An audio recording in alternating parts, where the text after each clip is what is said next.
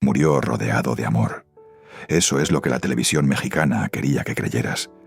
Pero sus 2 hijos nunca contaron la asquerosa verdad hasta hoy. Nunca encontraron su cuerpo. Porque una persona cercana hizo algo tan repugnante con el cuerpo de José José que los medios decidieron callarlo, como si nunca hubiera pasado. Pero eso no fue lo peor. Y lo que esa misma ambición le hizo a su propia familia después en una mesa, a golpes, es algo que hoy vas a conocer. Hoy vas a saber quién se llevó el cuerpo de José José una vez muerto. Y lo más asqueroso de todo, el por qué lo hizo. Pero antes de llegar ahí, necesitas saber cómo esa persona llegó hasta José José, cómo se ganó su confianza, cómo entró en su vida cuando él estaba más solo que nunca, porque sin eso, nada de lo que vas a escuchar tiene sentido. Y una vez que lo entiendas, ya no vas a poder ver su historia con los mismos ojos. Un hombre que convirtió en México cada fractura de su alma. José Rómulo Sosa Ortiz no era solo un cantante, era el espejo en el que una generación mexicana se reconoció. Y eso, precisamente eso, fue lo que lo hizo tan vulnerable. Porque el hombre que le cantó al abandono, toda su vida, terminó siendo abandonado de la peor manera posible. No por un extraño, sino por alguien que durmió a su lado. Alguien que él eligió. Alguien que entró en su vida en el momento exacto en que José José tenía menos fuerzas para defenderse.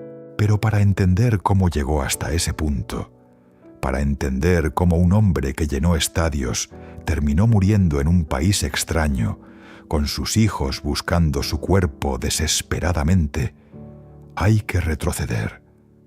Hay que ir a ese momento preciso en que todo empezó a torcerse.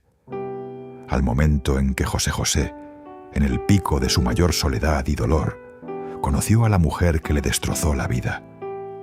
Pero antes de presentarte a esa mujer, necesitas saber en qué estado estaba José José cuando ella apareció. Porque lo que encontró no fue ese hombre que México te hizo saber. Lo que encontró fue a un hombre roto. Y eso es exactamente lo que estaba buscando. Corría el año 1993. José José tenía 44 años y llevaba casi una década peleando contra un enemigo que no aparecía en ningún titular de revista, pero que lo estaba destruyendo por dentro. El alcohol. La adicción que había comenzado como un escape y se había convertido en una prisión. Sus 2 primeras relaciones importantes, con Anel Noreña, madre de José Joel y Marisol, habían naufragado. Sus hijos crecían lejos de él. Su carrera, que había sido brillante e imparable durante los años 70 y 80, comenzaba a mostrar grietas. José José no era un hombre caído. Todavía llenaba teatros. Todavía era el príncipe de la canción. Pero por dentro, en esa parte que nadie ve desde las butacas, era un hombre que se estaba quedando solo. Y los hombres solos son fáciles de convencer. Fue en ese contexto, fragilidad emocional, adicción activa, distancia de sus hijos, cuando apareció Sara Salazar, una mujer cubanoamericana, varios años menor que él, con una energía y una determinación que José José, en ese momento de su vida, confundió con amor. O quizás no lo confundió.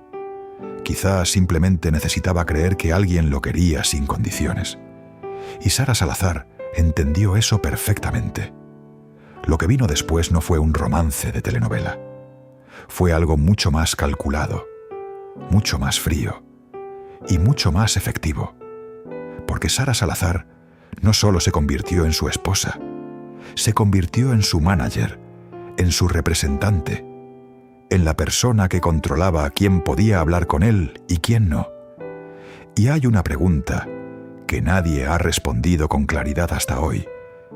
¿Cuándo exactamente dejó José José de tomar sus propias decisiones?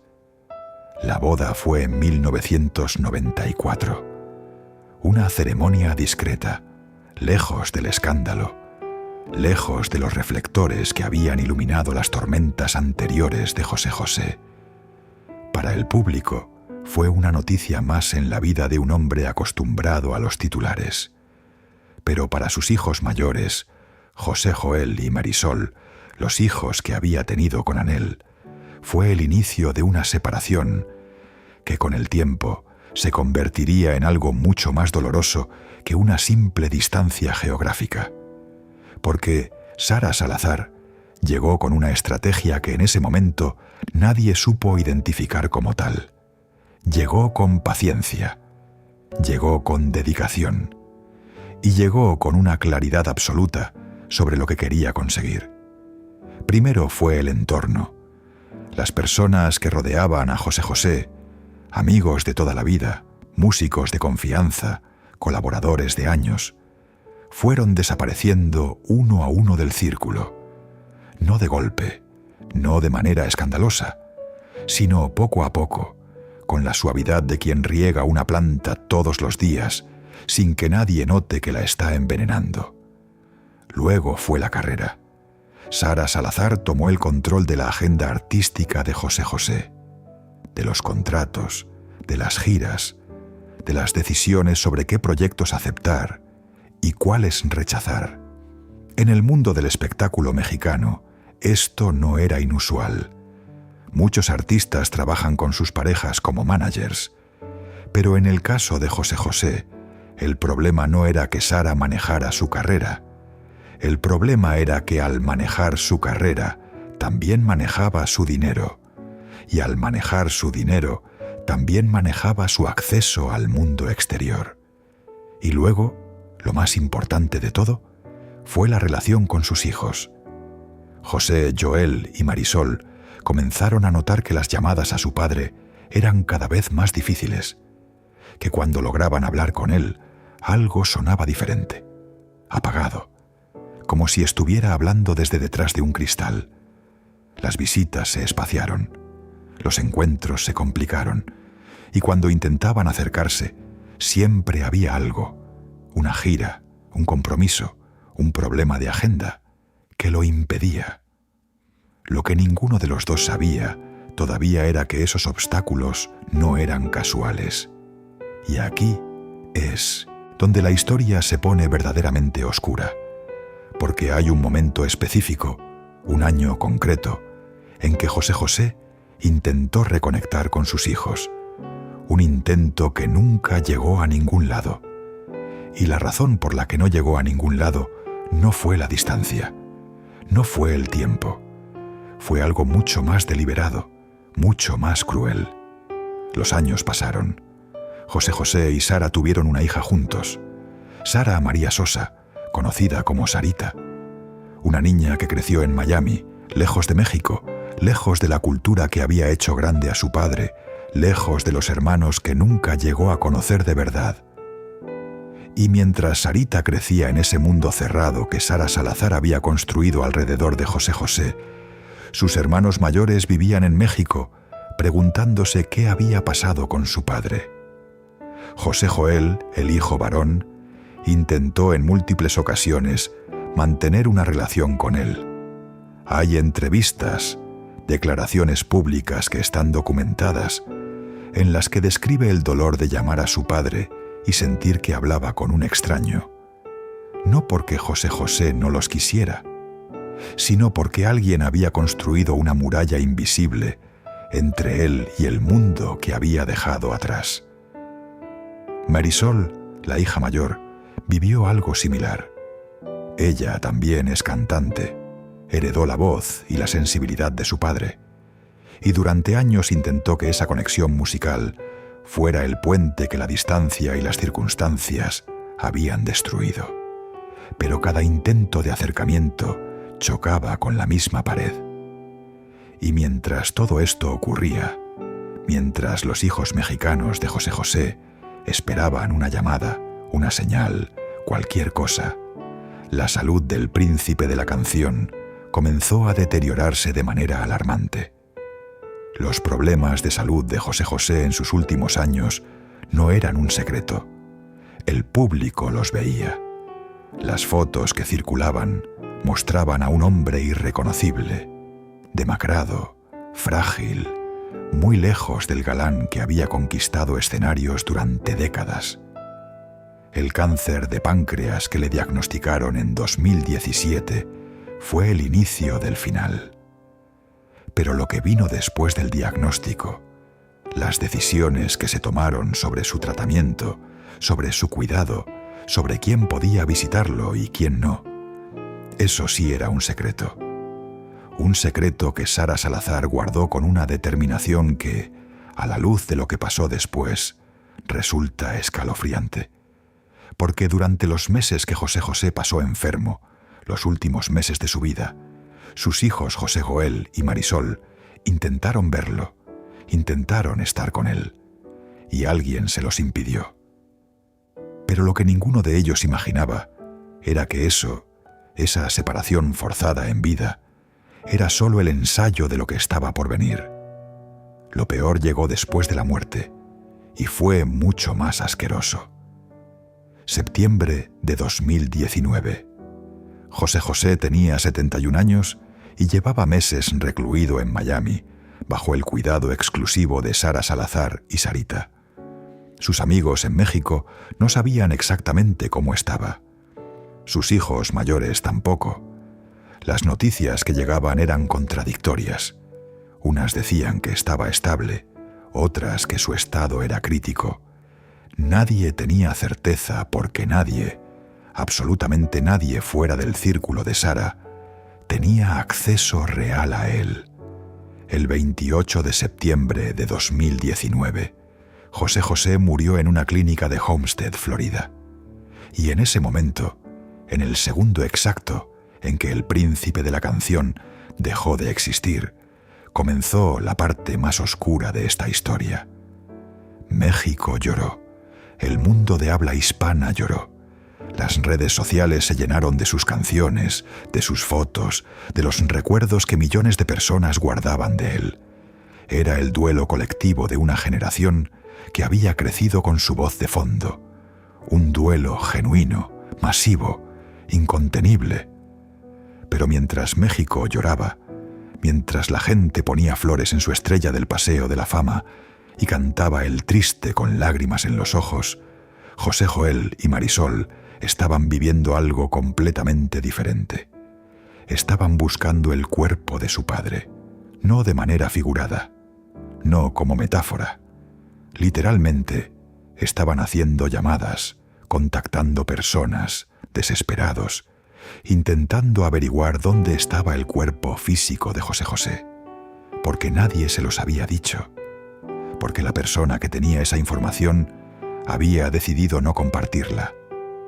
Sara Salazar y Sarita no les informaron, no llamaron, no enviaron un mensaje.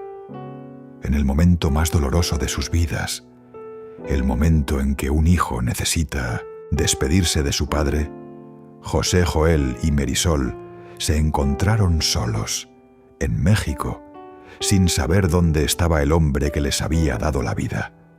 Y aquí viene algo que cuando lo escuches te va a revolver el estómago. Porque José Joel y Marisol no se enteraron de dónde estaba su padre por un familiar. No fue Sarita quien llamó. No fue Sara Salazar. Se enteraron por una intervención oficial, por una llamada del consulado mexicano.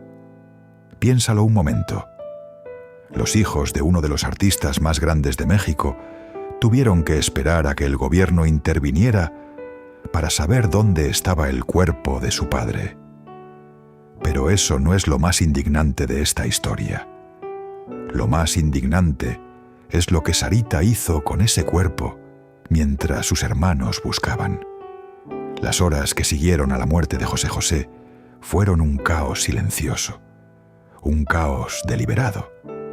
Mientras el mundo procesaba la noticia, mientras los medios transmitían en vivo desde las afueras de la clínica, mientras los fans se congregaban con flores y llantos, adentro de ese círculo cerrado que Sara Salazar había construido durante años, se estaban tomando decisiones. Decisiones sobre el cuerpo, decisiones sobre los restos, decisiones sobre el legado. Y ninguna de esas decisiones incluyó a José Joel ni a Marisol. Fue necesaria la intervención del Consulado General de México en Miami para que los hijos mayores pudieran localizarlo. Una gestión diplomática, un trámite oficial. Eso fue lo que necesitaron los hijos de José José para saber dónde estaba su padre muerto. Cuando finalmente llegaron a Miami, cuando finalmente pudieron estar frente al féretro, el tiempo que habían perdido era tiempo que no se recupera. Horas de duelo robadas, horas de despedida que nunca volverán. José Joel habló después. En entrevistas que están documentadas, describió ese momento con una precisión que duele escuchar. Dijo que llegar a despedirse de su padre fue una batalla, que tuvo que pelear por ese derecho, que lo que debería haber sido un momento de dolor íntimo y familiar se convirtió en un trámite burocrático lleno de obstáculos que alguien había puesto ahí deliberadamente. Marisol, por su parte, fue más directa todavía. Declaró públicamente que sintió que le robaron la despedida, que ese último momento con su padre, ese momento que ningún hijo debería tener que negociar, le fue arrebatado por decisiones que no entendía y que nadie le supo explicar. Y la pregunta que quedó flotando, la pregunta que México entero se hizo en ese momento, fue la misma que te estás haciendo tú ahora mismo. ¿Por qué? ¿Por qué ocultarles la ubicación del cuerpo a sus propios hermanos? ¿Qué necesitaba Sarita? ¿Qué necesitaba Sara Salazar en esas horas que se ganaron con ese silencio deliberado? La respuesta tiene un nombre, tiene una dirección en Miami y tiene el número de serie de un Tesla. Pero para entender esa respuesta completamente, para entender la magnitud de lo que estaba en juego, necesitas saber qué había dentro de esas cuentas bancarias, qué había en esos departamentos que se empezaron a vender días después de la muerte, y quién exactamente tenía el poder legal para moverlo todo. Porque el cuerpo de José José no fue lo único que desapareció esa semana. Su dinero también. Y eso, esa maniobra financiera que comenzó mientras sus hijos buscaban su cuerpo, es la historia que los medios mexicanos nunca te contaron completa. Es la historia que el periodista Javier Ceriani destapó en TV Notas con documentos en la mano. Y es la historia que va a explicar cada decisión que Sarita Sosa tomó desde el momento en que su padre cerró los ojos. Quédate, porque lo que viene ahora es peor. Pero lo más asqueroso fue lo que pasó después. Algo que ninguna persona sería capaz de hacerle a una persona de su sangre. Algo que cuando lo escuches te va a revolver las tripas. Porque lo que ocurrió en México, mientras Sarita blindaba su botín en Miami, no fue una disputa legal. No fue una pelea de abogados. Fue algo mucho más primitivo, mucho más sucio, mucho más cercano a la traición pura que cualquier cosa que hayas visto en una telenovela. Y todo empezó con una palabra: ambición. La ambición es contagiosa. Eso no lo dice ningún libro de psicología. Lo dice la historia de cada familia que alguna vez tuvo dinero de por medio. Cuando Sarita Sosa se quedó con todo en Estados Unidos, las cuentas vaciadas, los departamentos vendidos, el Tesla reluciente estacionado frente a una casa pagada con el sudor de su padre, algo se activó en México. Algo que llevaba tiempo dormido, pero que nunca había desaparecido del todo. Porque José José no solo había dejado dinero en Miami. En México había algo igual de valioso, quizás más: las regalías. Cada vez que suena El Triste en la radio, alguien cobra. Cada vez que una plataforma de streaming reproduce «Me vas a echar de menos». Alguien cobra. Cada vez que un restaurante, un centro comercial, una boda, una quinceañera pone de fondo la voz de José José, alguien cobra.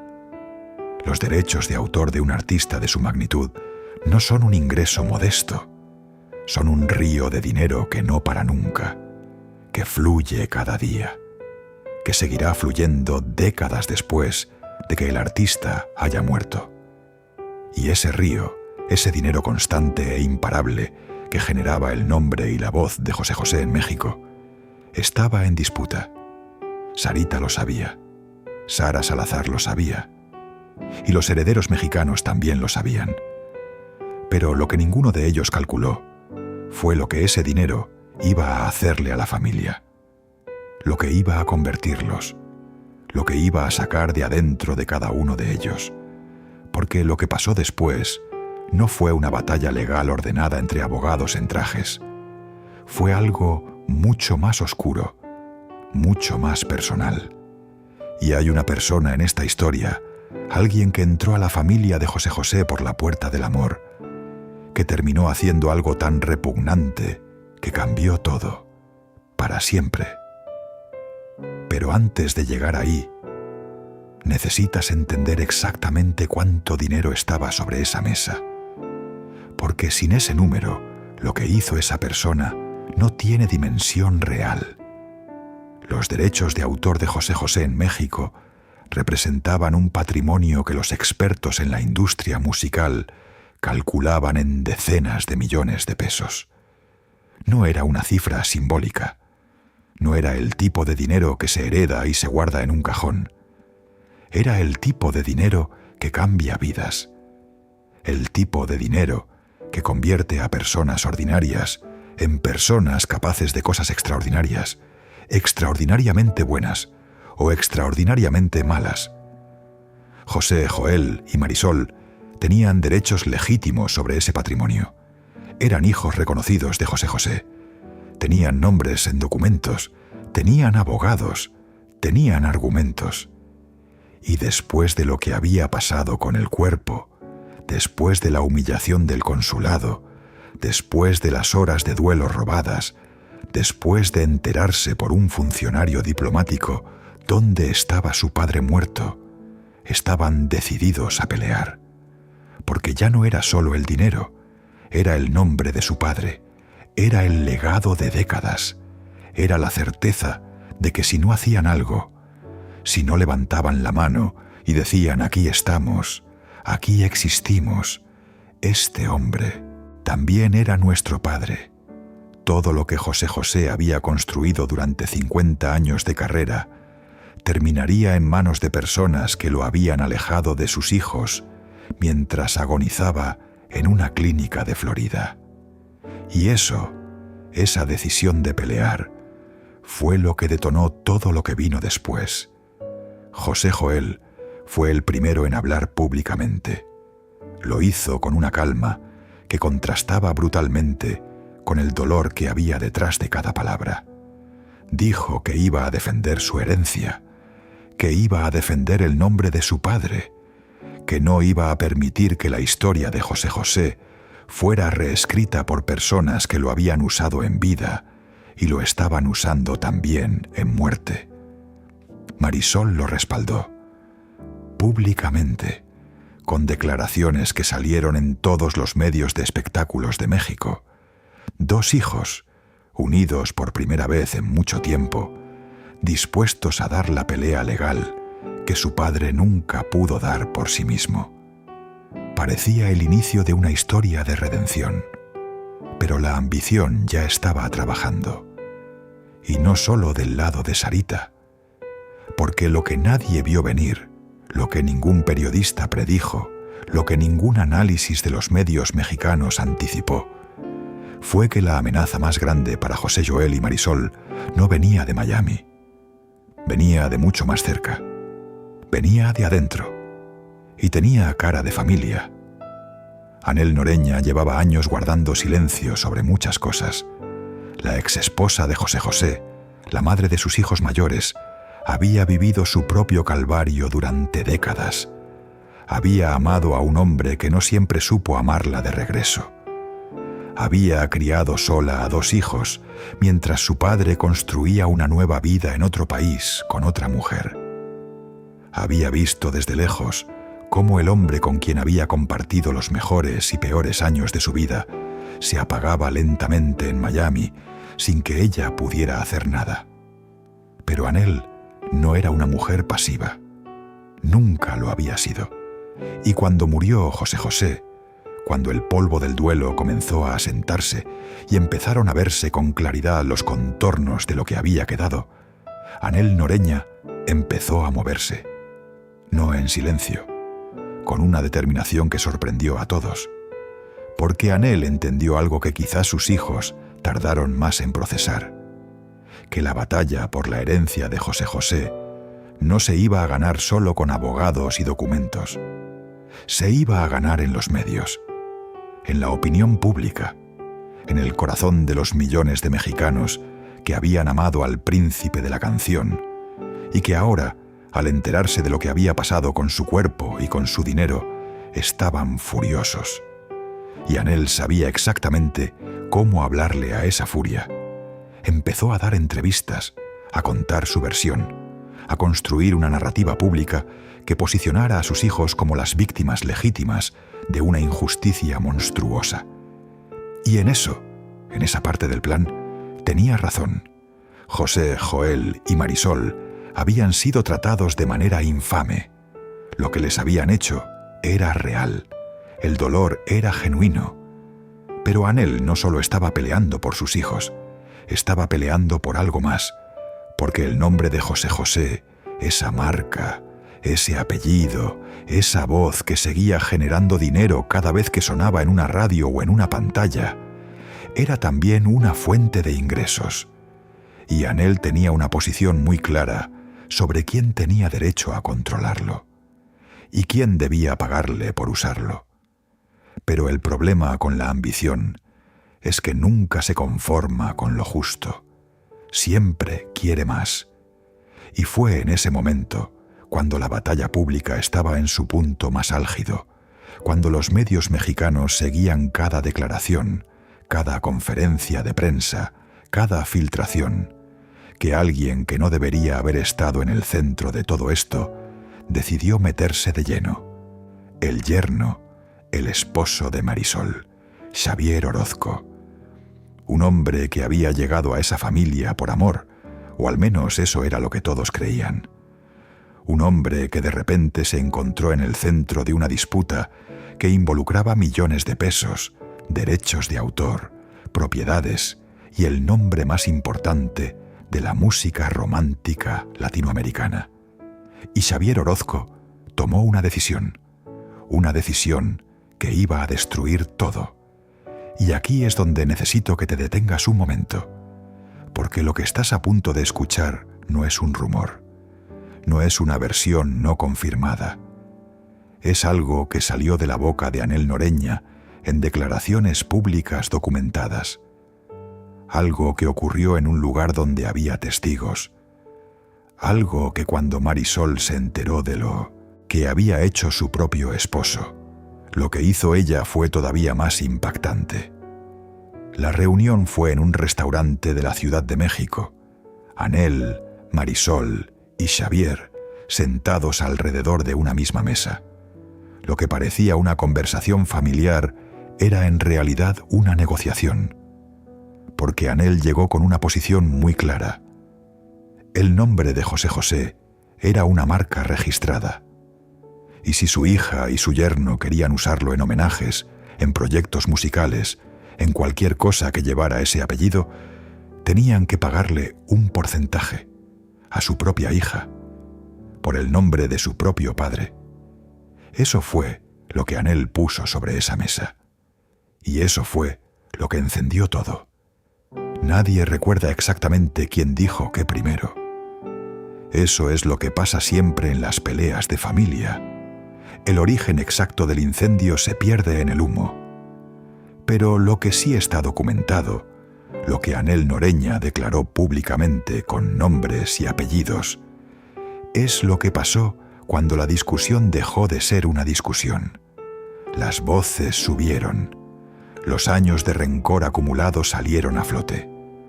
Todo lo que no se había dicho durante meses de duelo fingido y negociaciones rotas explotó sobre esa mesa. Y en un momento, en un segundo que nadie debería haber permitido llegar, Xavier Orozco se levantó y se fue contra Anel. Lo que siguió fue una gritadera que los testigos describen como algo que nunca habían visto. Anel acusó públicamente a Xavier de haberla agredido físicamente, de haberle levantado la mano, a ella, a la madre de sus hijos, a la mujer que había llevado el apellido Sosa con una dignidad que le había costado décadas construir.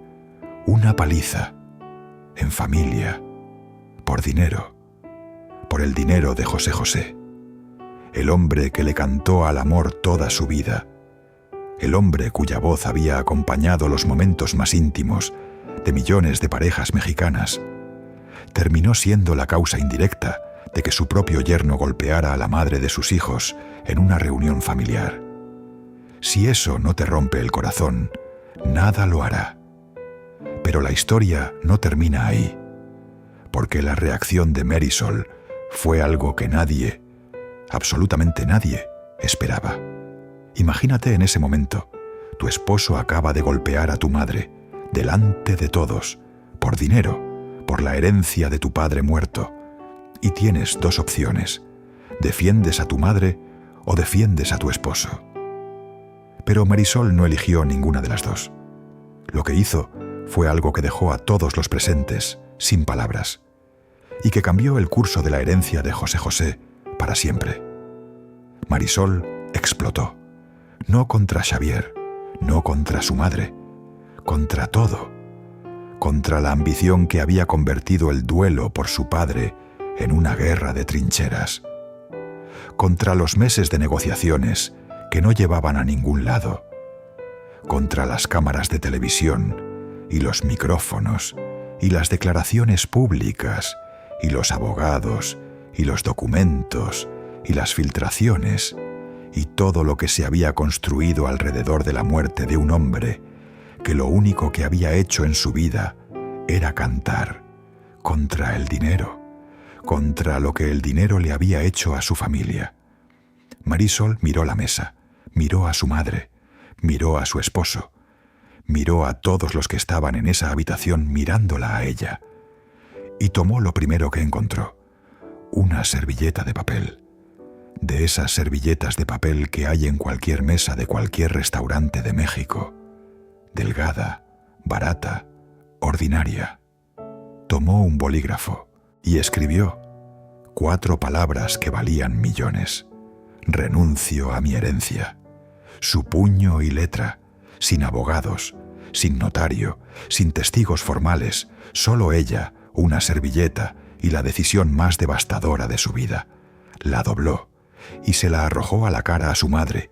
Le gritó que estaba loca, que todos estaban locos, que el dinero los había convertido en algo que su padre nunca hubiera querido ver. Y salió de ese lugar sin mirar atrás. Eso fue lo que valió la herencia de José José para Marisol. Una servilleta. Una decisión tomada en el peor momento posible, en el peor estado emocional posible, rodeada de las peores circunstancias posibles. Una decisión que sus abogados tardaron semanas en intentar revertir. Una decisión que los medios mexicanos convirtieron en el símbolo de todo lo que había salido mal en esa familia, desde el momento en que José José cerró los ojos en aquella clínica de Homestead. Y la pregunta que quedó, la pregunta que nadie supo responder con claridad, fue la misma que te estás haciendo ahora. ¿Fue real esa renuncia? ¿Tiene validez legal una renuncia escrita en una servilleta de papel, gritada en medio de una pelea familiar, firmada en un momento de crisis emocional absoluta? La respuesta de los abogados fue complicada. La respuesta de los medios fue ambigua. Pero la respuesta de Marisol, la respuesta que dio semanas después, cuando las aguas bajaron un poco, y el dolor fue reemplazado por algo más frío, más calculado, más parecido a la determinación. Esa respuesta fue muy clara. No iba a dejarlo así. Pero el daño ya estaba hecho, y el nombre de Xavier Orozco, el yerno que había levantado la mano contra Anhel Noreña, quedó marcado para siempre en la historia de la familia de José José. No como el hombre que amaba a su hija, sino como el hombre que golpeó a su suegra por dinero, por el dinero del príncipe de la canción.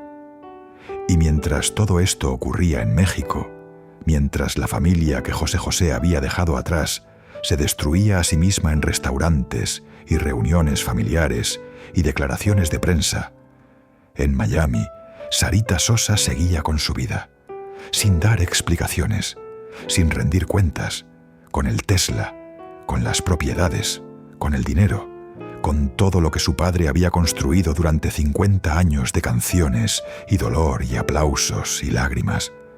Todo eso, cada peso, cada derecho, cada propiedad, en sus manos, mientras sus hermanos se destruían el uno al otro en México. Y eso, esa imagen final, es quizás la cosa más oscura de toda esta historia. No Sarita vaciando cuentas, no Xavier golpeando a Anhel, no Marisol arrojando una servilleta. Lo más oscuro es que funcionó.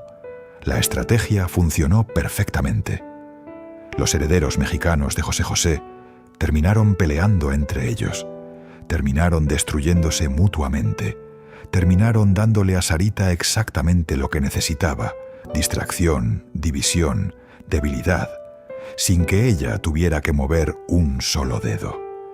El legado de José José quedó partido en dos: un lado en Miami, blindado detrás de propiedades y cuentas que nunca se explicaron del todo, y el otro lado en México, hecho pedazos sobre una servilleta de papel. Eso fue lo que le hicieron al príncipe de la canción. Eso fue lo que le hicieron a su memoria. Eso fue lo que el dinero le hizo a su familia.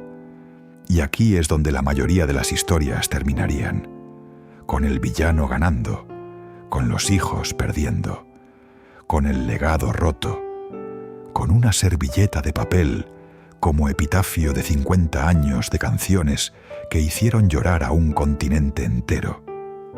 Pero esta historia no termina ahí, porque hay algo que Sarita Sosa no calculó, algo que Sara Salazar no calculó, algo que ninguno de los que se repartieron el cuerpo y el dinero y el nombre de José José calculó cuando tomaron esas decisiones: que México no olvida, que los fans del príncipe de la canción no son una audiencia pasiva que consume y sigue adelante.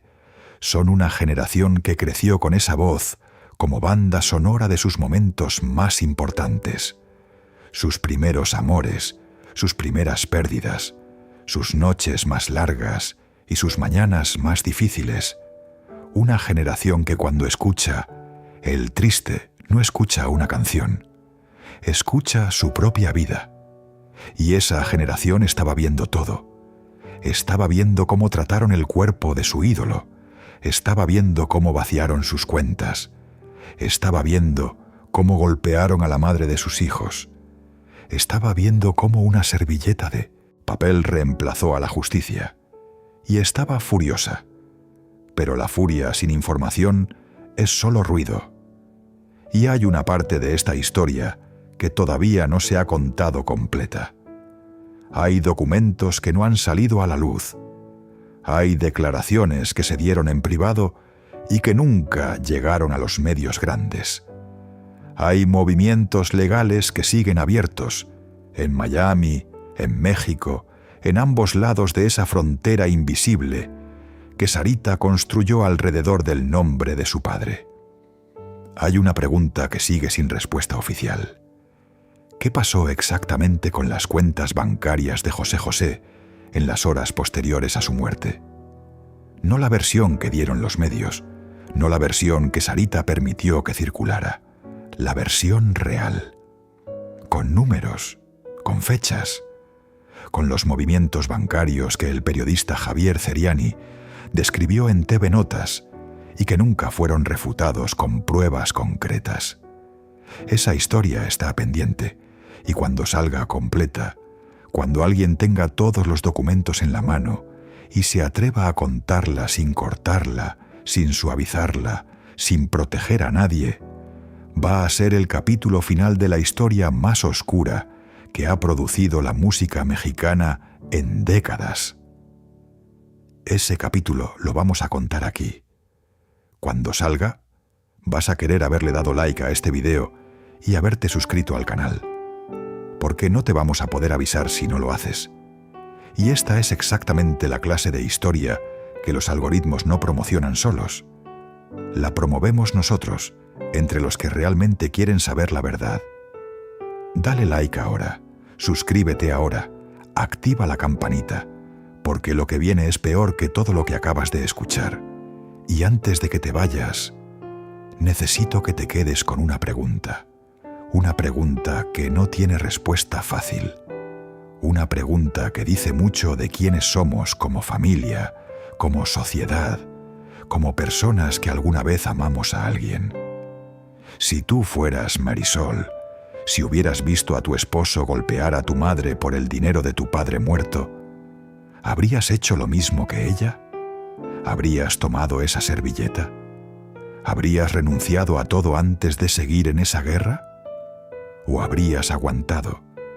¿Habrías peleado? ¿Habrías decidido que el legado de tu padre valía más que tu dignidad en ese momento? Déjame tu respuesta en los comentarios, porque no hay respuesta correcta. Y eso, precisamente eso, es lo más triste de toda esta historia.